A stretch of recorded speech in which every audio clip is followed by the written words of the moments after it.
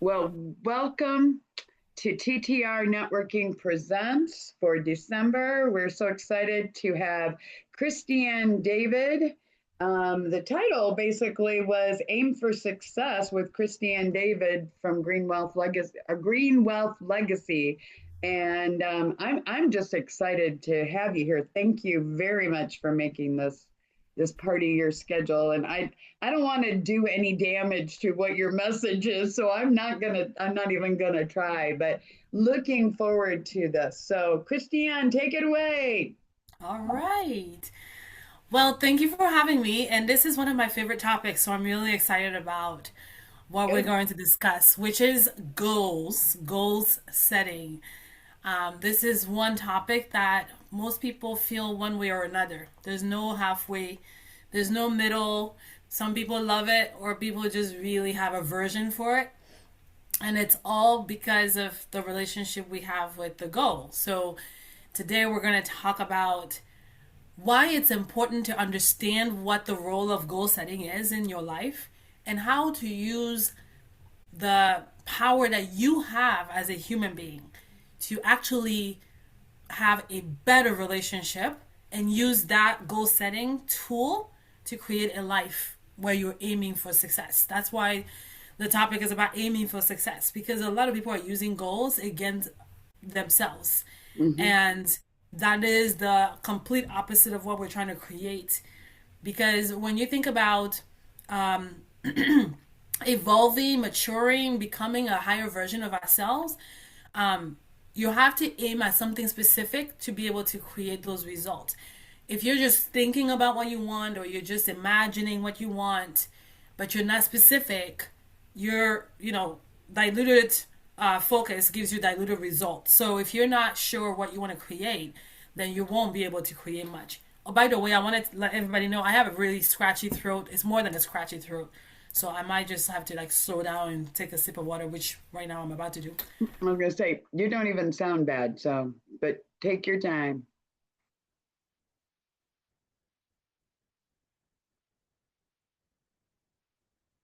Hmm.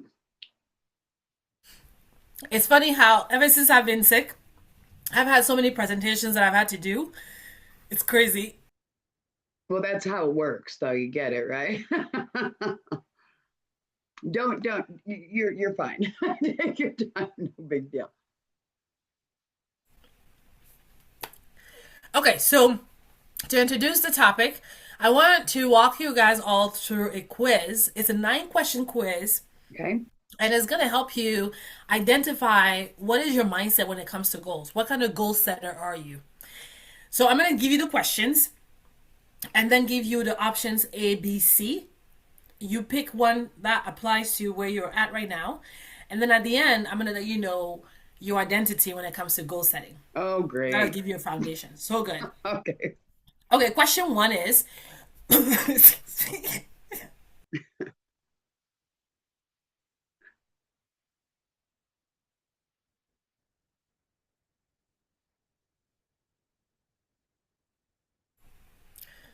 okay, maybe. We'll see. Yep. You're good. Question Okay. one. When you think about a big goal, what's the first thing your brain does? A. List all the possible risk. B. Think about what seems doable. C. Imagine the best case scenario.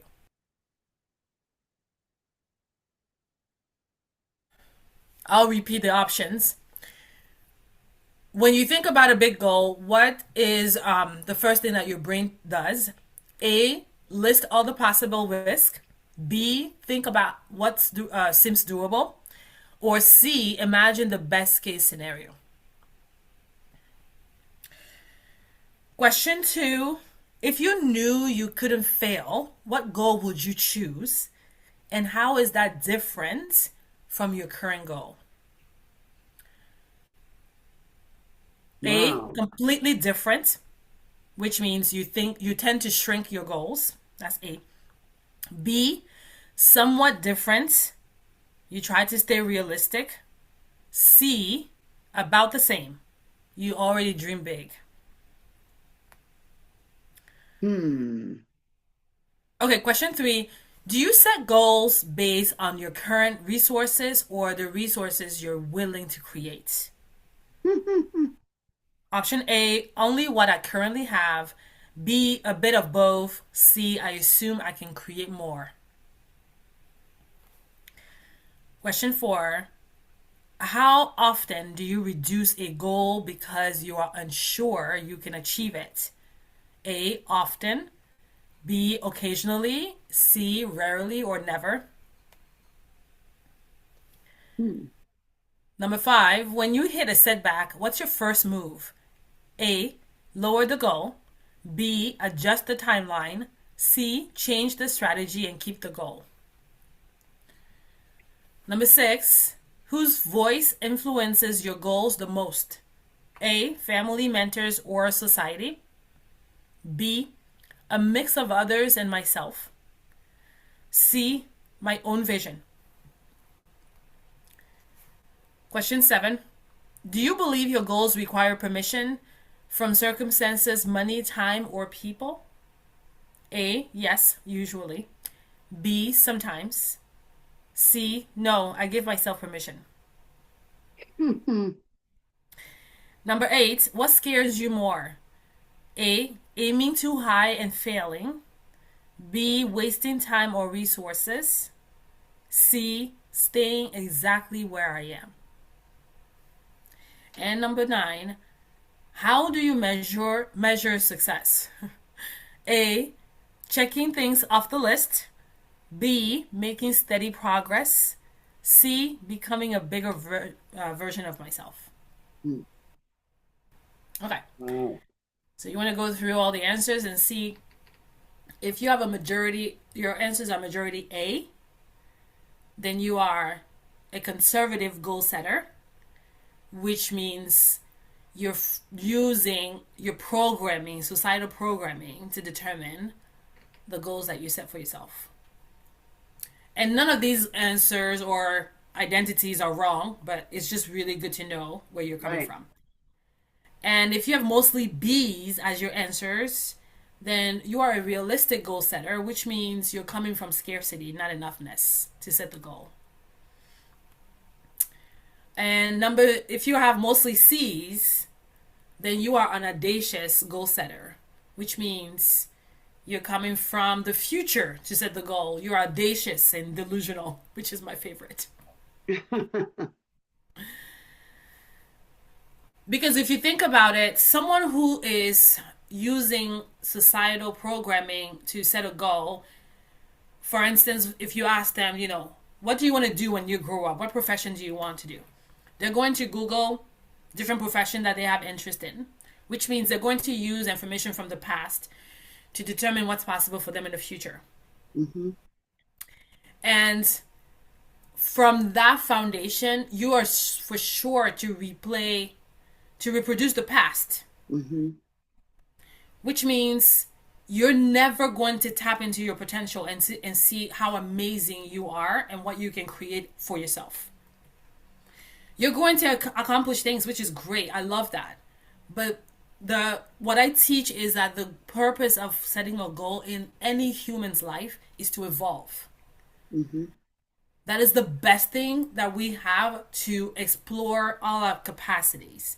So when you are setting goals from a place of, oh, this is what everyone does, this is what's available to me, this is what I've been told, you will achieve things because we're always creating results, but it will always be within that box that is keeping you so small, and you will never really appreciate what life has to offer you, which I think, to me, that's cheating yourself.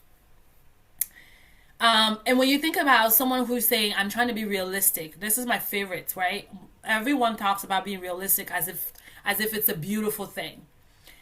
Here's what's so interesting about being realistic. It really comes from scarcity, which is not enoughness, which means, oh, I don't know if I'm capable, so therefore I'm going to try to be reasonable when I make decisions about what I want to create in the future. So if I don't have a specific path to create what I want, then it's not necessarily reasonable for me to say I'm going to do something I've never done before. Again, I'm not using the future to make decisions. I am living out of I don't have, so therefore there's no guarantee that this will happen. All of that is muddied up, and it will only create the same kind of results. Now, here is where, when you understand the value of goal setting, everything changes. When you start to understand that when it comes to goals, it is vital that you use goals the way I teach people to use money, to live in life of alignment. So, someone asks you, what do you want to do in the future? You're only going to think about your future self to make that decision. You're not going to think about, oh, I don't know, my family. I'm from a family. We've never, no one in my family has done this, or my ancestors have always done this. None of those reasons need to determine what the answer to the question is. What are you going to do? So, for instance, people are trying to, December, people are thinking about next year, what they're going to create in their business. Most business owners are going to look at 2025 and say, if I made this much money, then here's what's possible for me in 2026. I can 2x it. I can make the same amount. I can make the amount plus half of it. They use the data from 2025 to determine what they're going to do in 2026. Everyone would tell you that that is the best business practice to create goals for the future. But I'm going to teach you that that is actually the worst thing you want to do when it comes to your business. Because any result that we create in our life comes directly from the way we think. It has nothing to do with the circumstances that we're facing. It has nothing to do with the results we created in 2025, because once you create results from your thinking, they become your circumstances. So, for instance, if this year your business was able to generate $500,000 revenue, that becomes your circumstance. And a circumstance is just what it is. It's just a number. Like, okay, great. This is what we created this year. Amazing. Now, when you want to determine what you want to do next year, you're not going to use $500,000 revenue to decide what's possible. What you're going to need to focus on is, when I think about doubling that revenue or 10xing it, let's say I say instead of $500,000, I want to make 10 million next year. When I think about it, how do I feel? What is my brain offering me? This is so important, because what you are capable of creating next year is directly linked to what you're thinking about that specific goal. So you will have resistance, you will have thoughts that your brain will offer you, and that is the strategy that you're going to use to create what you want. So your brain is going to offer you thoughts. So you're going to use those thoughts, answer those questions, and that's what's going to be your to-do list to create the goal next year. When you come from this place, every business here has nothing to do with the other. You could go from 1 million this year to a 17 million next year. This happens all the time. Because you're learning that my relationship with goal setting is here to empower me and make me bigger than myself. It's not a matter of repeating the past. And this is a mistake a lot of people make, is that they're living from their past. Like, as a money coach, I work a lot with women who've come with a lot of baggage, emotional baggage and financial baggage, right? So a lot of them have conversations with their husbands, and I've had so many of them telling me that their husbands are like losing faith in them and what's possible, because one of them actually told me her husband was like, oh honey, I don't know that you can do it. You haven't actually had a track record of doing something different. And he's not saying that as a mean thing. He's just looking at like, wait, how can we trust what you're saying about the future when you haven't have a track record? And we think that's logical to think that way. We've been programmed to use that evidence to determine if we can do it, because we think it comes from habit. Like, oh, if you haven't done this, then, you know, how can you do that? I mean, this is the whole fabric of our society.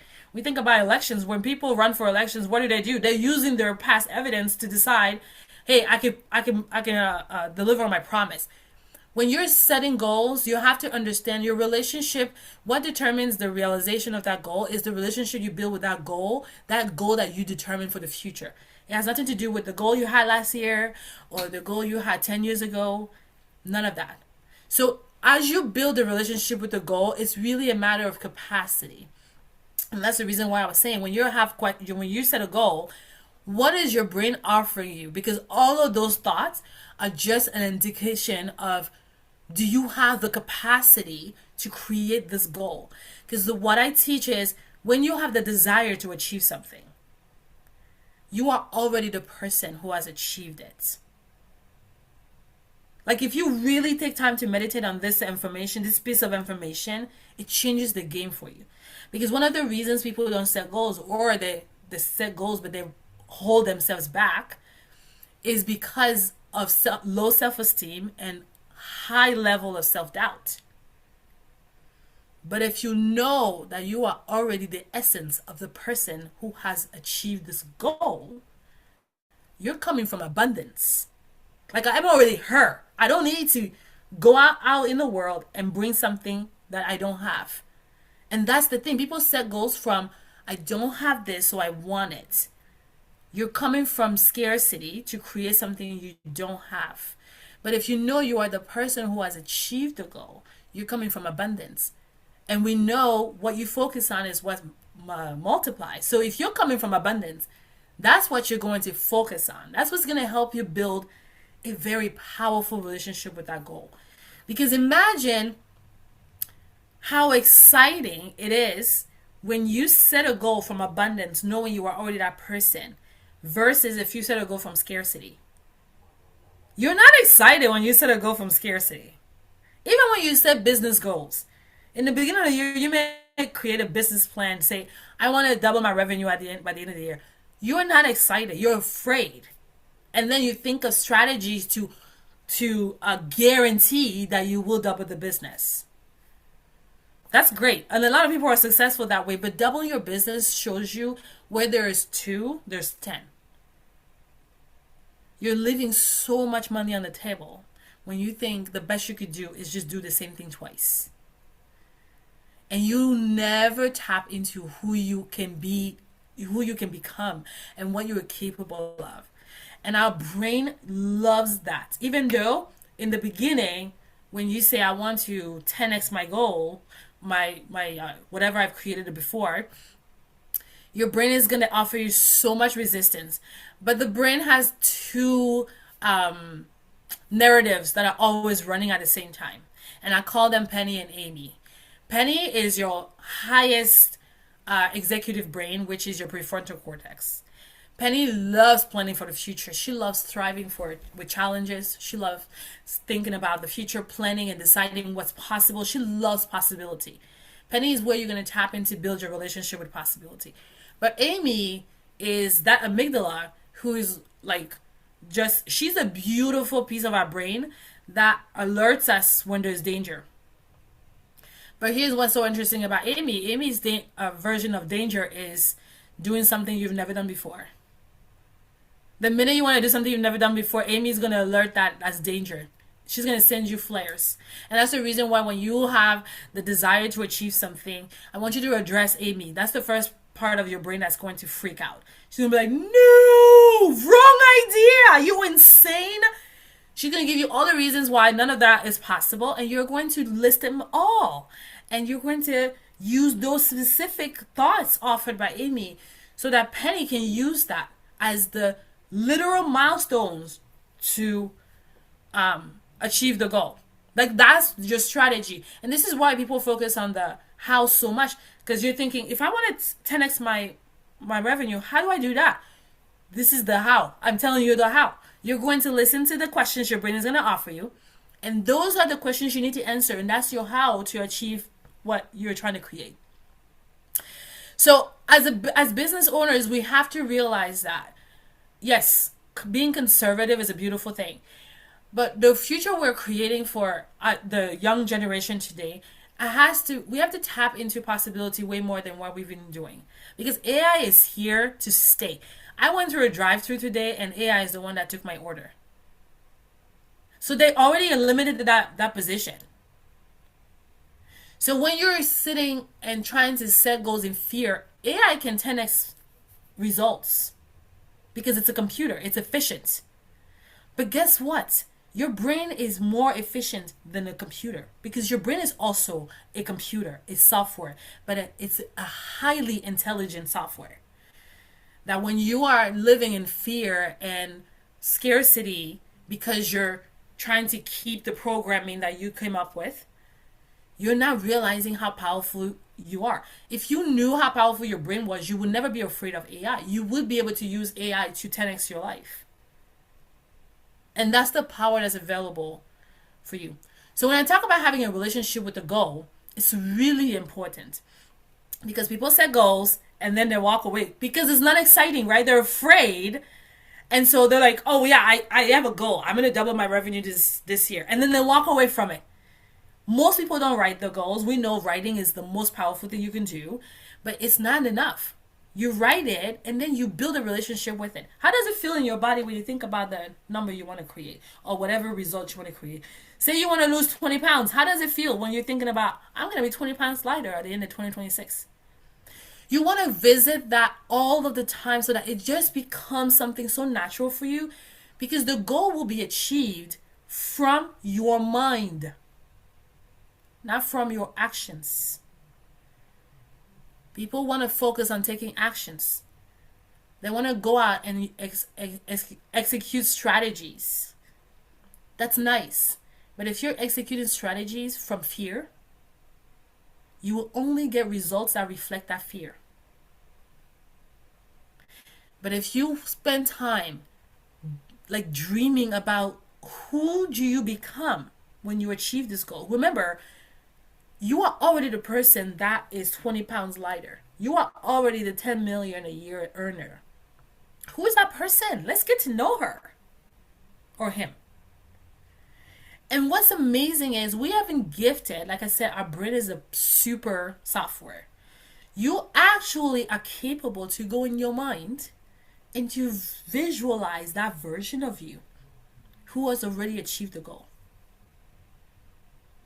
And that is where you want to spend time. My coach calls this super thinking. I love that word so much. Because thinking is what we do with the basic thoughts that we exercise all day long. Humans have about 60,000 thoughts throughout the day. And 95% of those thoughts are habitual. We're just repeating the same thing over and over and over and over. But when you're exercising super thinking, you're breaking those patterns. You're introducing new ideas in your brain. You're taking different pathways in your mind. You're starting to think about who's this version of me that is, how does she think? What does she say? How does she show up in public? How does she show up in her business? How does she show up in her relationships with people? Literally create that persona. See her. You're not supposed to just attribute kind of crazy stuff to her. Like literally see her. You know who you are today. And that's the future version of you. You are the best person available to know who she is. I can't tell you who she is. I know who my mentor is. And I call her your mentor. So that's how you build a relationship with that goal. Because you're spending time building a relationship with the person who has achieved that goal. And this is how you learn the how. Again, people set goals and they freak out because they don't know the how. But to really understand the power of your brain is the how will only reveal itself as you get your way to the goal. If someone tells you can 10x your business today and they give you the how, 99.9% it won't work. That how that you've given is not going to give you the results you want. 99.9%. So it's such a abuse of your powers to want to have a how when you are the one creating the how. So imagine going on a trip and you're traveling through the forest for this trip, a virgin forest, right? You're going from point A to point B. It's a virgin forest. No one has traveled that path. guess what's going to happen? You're going to have to cut the grass as you move forward. That's the only way you get to point B. Imagine someone tells you, oh, I know exactly how you're going to make it. You're going to go from here, you're going to go there, you're going to go there. But this is the virgin forest. How do they know? They don't know. But because we're living from scarcity, we're going to want to latch onto the how. But what's going to happen is when we start implementing a couple of strategies, it's going to fail. And because we thought there was only one how, we're going to give up. But when you have a goal that you know that that's your identity, it becomes an identity work. And so you're like, I'm creating the how as I get there. So by the time you achieve the goal, you can write a book about the how. You will never have been able to do that from the beginning. These concepts are here to help you build a better relationship with your future. Because that's where you want to spend the most of your time. People use the past in such a negative way. The only purpose that the past should serve in your life is for lessons. What lessons? Who have you become because you've been through your past? And it needs to be something empowering. You can't be a victim and trying to create something new in the future. You need to be an empowered version of your past. That's the only time I want you to spend time in your past. Right? But when you're thinking about goal setting, the future, I want you to spend time there. It's prime real estate. It's wide open. I teach that you think about the homesteaders in the early days of America, right? You run out in these wild spaces and you plant your flag down. And that's your land. When you have a desire and you voice it and you say, this is what I want, that's the same thing that you just did. You planted your flag down. It's yours. There's no doubt that this is what you're going to create with your life. Now your work is to be committed and to have an intimate relationship with that and to continue to work on that. Another thing that I see people do when it comes to goals is they're like, I want to create this within this time frame. And then when the time frame is coming closer and they don't see how they're creating it, they move the time post. Never do that either. Right? They don't move the time post. This is what you want to do. But what they do is they change the goal. They're like, oh, I don't think I'm going to make $100,000 in a year. It's already December. I haven't made it. So maybe I'll just focus to 30,000, right? Versus you decide the subject of the goal. The timing is not the subject of the goal. It's one of the components to help you lock in and focus, to create constraint. But the subject of the goal, the desire you have, is what you need to focus on. That is what never needs to change. So if you don't achieve your goal within the time frame you gave yourself, you just misunderstood how long it would take you to achieve that goal. That's all it was. It's a misunderstanding. It doesn't mean the goal has to change. It means you need to build a bigger capacity, because remember, we talked about this. Achieving a goal is a matter of identity and capacity. So it's a great learning lesson to decide, oh, okay, so I didn't understand what it would take. Let me go at it again. And you keep going at it until you achieve the goal. Because when you miss that opportunity to really commit to the goal, but you're committed to the elements that are creating the goal, you're training your brain to live not only for not enoughness, but that it's not safe, that the future is not safe. That's the kind of relationship you're building with the future. And when you do that, that's what brings you back into the box. And this is the reason why, after a while, people quit setting goals. They're just like, I'll just do whatever, which is nice. People do that. Again, listen, we're a variety of humans on earth. We achieve things so many different ways. But I want to offer you that if you want to live your life to the max and have an abundant, fulfilling life, this is the way to go. You want to understand what is available to you when you tap into your own capacity. You want to build an intimate relationship with the future so that that's what you're always thinking. And it's from there that you're making decisions about what you're creating. One of the things that I see with people setting goals is they set the goal, they know they realize they're not going to reach it. They start beating themselves up. This is something women do a lot. They start telling themselves, oh, I didn't think you could do it. Oh, you're not good enough. You're not worthy. You didn't work hard enough. I mean, there's just a long list of things you tell yourself why it didn't work. Don't use the goal against you. Again, it's to evolve you. It's to help you grow. And as a matter of fact, it's the opposite that you need to do. You need to feel even more connected to the goal. The harder it gets, the better it is.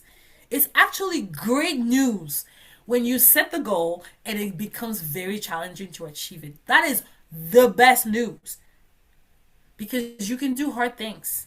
Your brain knows it, you know it, but when you set a goal and you don't achieve it because it's challenging and you give up by abusing yourself emotionally, you are diminishing your own self-worth. This is what destroys your self-esteem. It's not because you didn't achieve the goal, it's because you decided to use that against you. So all these practices are to help you realize, listen, this is a whole different concept when it comes to goal setting. Like if I decide, like I was talking about losing weight, 20 pounds, right? If you're thinking about losing weight because you hate how big you are, you'll never lose the 20 pounds. And even when you do, if you do, you will always think you're big. You will never understand that you lost 20 pounds. Because goal setting is an identity work. You've got to become, you're constantly revealing her. Every step of the way you're revealing this version of you to yourself. So you've got to spend time thinking about who is this 20-pound lighter version of me? How does she show up in life? And that's who you want to become. Because when you can become her, even before you lose the weight, that's how you lose the weight. Because once you become her, remember, she gives you the how. Because from the beginning, the how feels so elusive and it's normal. So you've got to own the identity. You have to claim that identity first before you actually change your circumstances. So remember when I talked about in the beginning about your current results from 2025 are now your circumstances. You created those results from the way you were thinking throughout the year, from the identity you were driving with, going around in the world with. So those results come from the way you think. So when you think about the results you want to create by 2026, you need to spend time right now embodying the identity of the person who has those results. And that's how you bring those results into your reality, and then they become your circumstances. So can you change your circumstances when it comes to your goals? Absolutely. But it starts with your identity first. It always starts with who you are, how you show up in the world, and it's never about outside circumstances. We're physical beings, so we're always focused on what's around us, and we always use the evidence, the physical evidence around us to determine what's possible. But we're way more, I want to say, spiritual than physical, because we have this super software in our brain that is so amazing. Imagination is not something you can touch, but it's a powerful tool to create the life that we want. So it's really important to understand failure is the name of the game when it comes to goal setting. So you want to go from A to B in this virgin forest. You will encounter potholes. You're going to encounter a rock, right? You're going to be cutting the grass as you move forward, but then maybe you're going to break your instrument that you were using because you came across a piece of rock. You wouldn't have known that. So you need to understand, oh, I need to change my route. I need to go to the left. I need to go to the right. And you keep testing and you keep failing. But that's how you're creating the path to get to the goal. And really, the goal is never actually the goal of setting goals. You're never setting goals because you actually want to achieve the goal. You're setting the goal because you want to become the identity of the person who has the goal. And those are two different things. That's another reason people use goal setting against themselves, because if they don't make it, and I used to do this, I used to shy away after a while because I would try to nail a specific thing. And if I didn't actually nail that specific thing, I thought I was a loser. There was no point.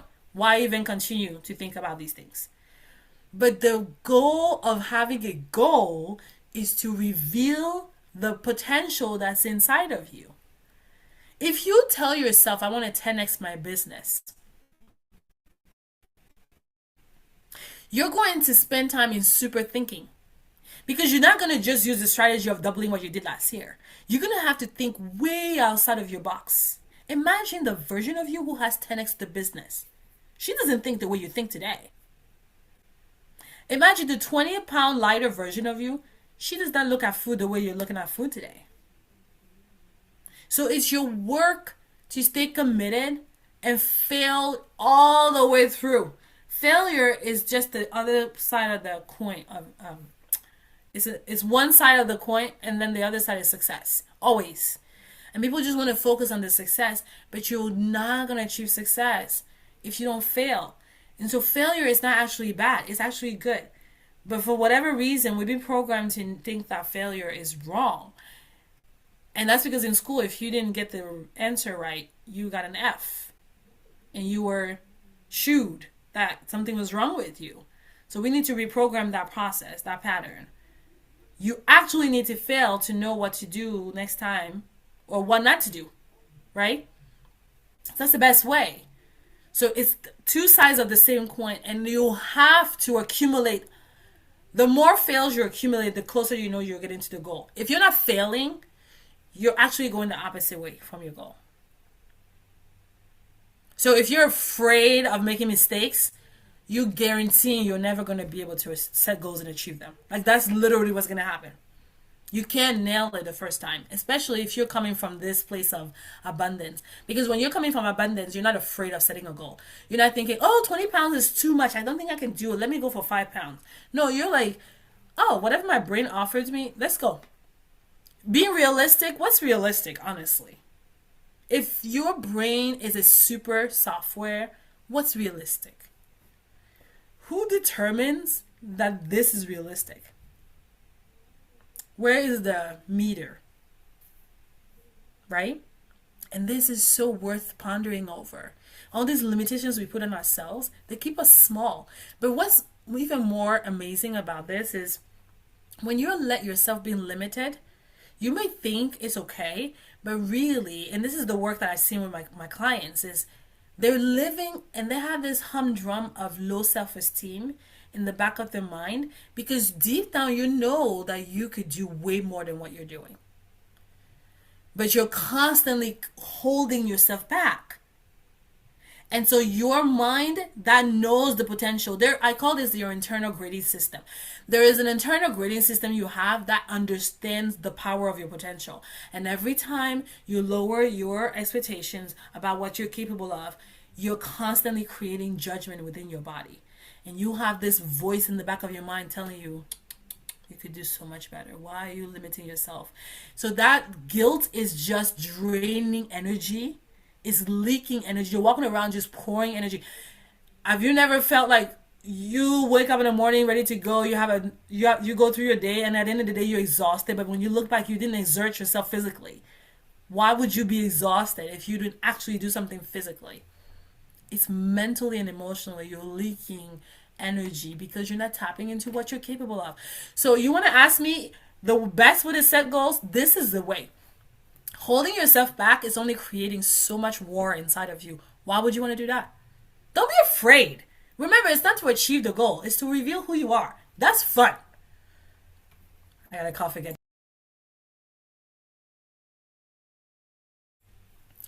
So that is my concept on goal setting. And hold on.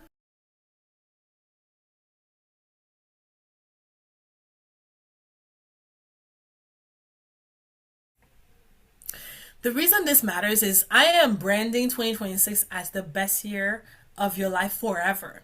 Because when you use this process to set goals, I promise you, and it's not about, here's another thing I want to say before I close out. It's never about going crazy and be like, you know what, my first year in business, I want to make $1 million.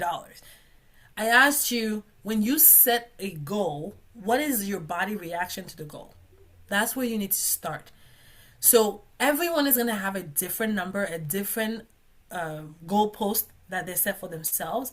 If you know you want to build a relationship with that, so say you exercise now once a week, maybe the greatest goal you could achieve is exercising 3 days a week the whole year.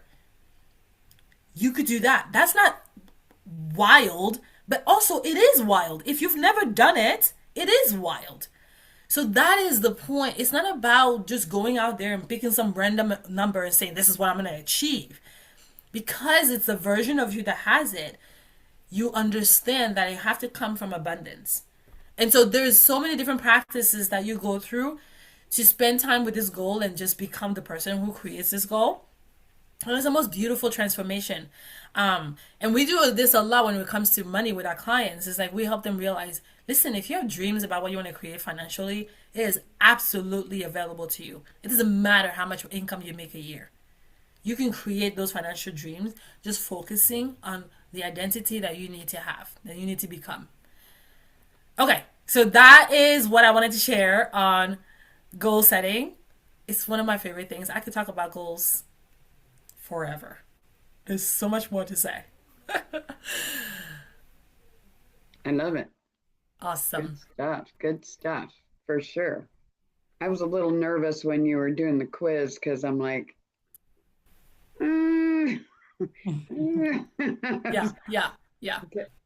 Yeah, it was amazing. I was Yeah. telling Jennifer that this is my first time to hear this too, so it's pretty amazing. So So in thank you. your yeah, I'm sorry. Go ahead. Go ahead. Sorry. No, no, no. I say that was awesome. Thank you. Yeah, it was great. In your with your clients, is this one of the first thing? Well, that's not really my question, but this is part of what you're doing with your clients for Greenwealth Legacy, right? Mm-hmm. And you typically work with, not that I'm trying to limit anybody to, Yeah, but you're doing women generally. You guys talk, yeah, it's mostly ladies talk women. to women, Yeah, and that is such a different place to come from. And I've got all four of you right here, sitting here listening to this truth, but I'm telling you the truth.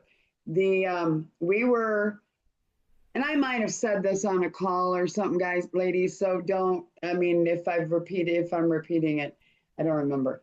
But we have been in TTR's been around for 15 years, almost going into 16, which I don't know. It's pretty. I'm happy, but we have every, beginning of a new year, end of an old year, we're talking about goals. And the one thing really wasn't coming from a failure. I wasn't thinking it that way. Now you got me really thinking, oh my gosh, it's good. It's good, Christiane. I don't want to sound like it, but it took me, I mean, I don't know how many, we do SMART goals and all of those kind of things. We got to a point one time where I'm like, I truly had never said what my goals for TTR were, and I put them down on paper. It just that whole putting them down on paper kind of thing. And that was the first time, but I was always afraid that if I put it out there, I would certainly fail and everybody would know because I just put it out there. And but it didn't happen that way. It actually happened that this was probably right before the pandemic though, but we surpassed that. But I was just, and it's all, and now you got me, I wrote down all kinds of notes from what you were saying. I mean, you got me thinking about it. It's like, oh, it's because, I mean, I can see exactly, coming from a different place. I was afraid I couldn't do it. And to be honest, I'm not sure that is how many groups or how many, I've had people ask that question, and I just was talking to somebody earlier about that. That isn't how I gauge success in TTR anymore. I figured that out. But just the whole idea that once I put it out there, it actually helped a lot. Yeah, and a little bit of fear is very, very good. Because if you're doing something massive you never created before, you should be a little afraid. And fear is also like failure. It's part of the process. And just trusting that if you build the identity, then you're definitely going to make it happen. And that's, I think we're not talking about it exactly the way you're saying it. The way you're saying it, I like. I'm just saying that I've not heard it in that that way, that present. And I think that's really who wouldn't. You be scared, but you're still walking at the goal. Yeah, yeah. I think you hook a lot. I know I don't want to sound like but that ain't when you're talking about when you're already that person. It's exciting to think, oh my gosh. So I just got to work on being that person. Yeah. I guess I don't want to use the wrong words. No, it's true. Because you're. I see you all a lot. I don't want anybody saying Jennifer doesn't know what she's talking about. But that is, I mean, I've never heard anybody talk about it from that perspective. Actually, it's a really interesting thing because I have been so busy lately, and I don't need to go into a lot of the detail, but I kind of beat myself up because I'm like, I'm too busy. I've got too many things. And then I'm like, wait a minute. This is what I wanted. I've worked, and I've already kind of been there. I mean, I don't know if I thought it was quite what Christiane just said. Do you understand what I'm saying? Not exactly sure. I was really thinking I was already her, but I feel like I kind of was. If that makes sense. I'm not saying That makes sense, yeah. But now and a lot of times people are creating these results from an identity shift, but they don't even realize they've done the shift. Okay.